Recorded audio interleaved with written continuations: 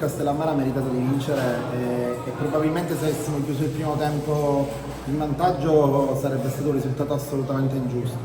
Quindi va dato merito all'avversario di aver giocato un'ottima partita, averci messo in grandissima difficoltà fin dall'inizio. Noi abbiamo provato ad aggiustare qualcosina, però in questo momento è un po' complicato anche per me trovare soluzioni perché comunque siamo veramente ridotti all'osso. Però insomma qualche segnale, soprattutto nel secondo tempo e nella seconda parte, tutto sommato l'ho visto. Dobbiamo essere consapevoli che il nostro campionato sarà questo, di grande sofferenza, di continua ricerca di soluzioni e di problemi da risolvere. Siamo in questo momento pieni di calciatori indisponibili, perché abbiamo credo 7-8 indisponibili, però questo non deve essere un alibi, nel senso che comunque siamo chiamati tutti a fare di più, a dare di più,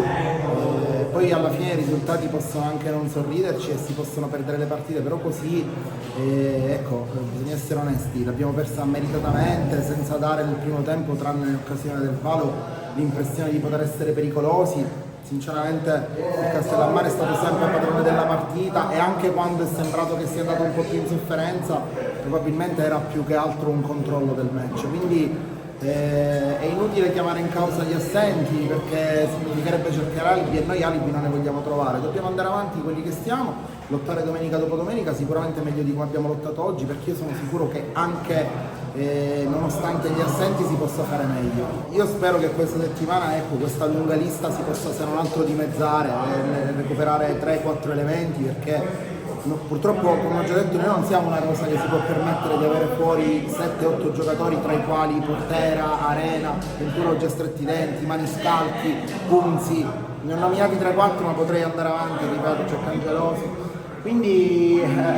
l'idea è quella in questa settimana di lavorare per recuperarne il più possibile, ma se non cambia anche l'atteggiamento con il quale entriamo in campo, se non cambia la nostra, diciamo, interpretazione della partita non soltanto nella parte iniziale ma anche durante lo svolgimento del match, dobbiamo sicuramente essere bravi a leggere i momenti, a capire quando magari si può fare qualcosina in più, quando invece è il caso di evitare di proporre certe situazioni, possiamo recuperare chiunque, comunque non ricaveremo un ragno dal buco. Dobbiamo essere, ripeto, dobbiamo lavorare su più fronti in settimana, non solo appunto sul recupero degli infortunati ma anche sul morale. Abbiamo fatto dei passi avanti contro il Misilmeri, ne ho visti diversi indietro oggi, però è anche vero che è difficile staccare l'analisi della partita da quella che è la nostra situazione attuale.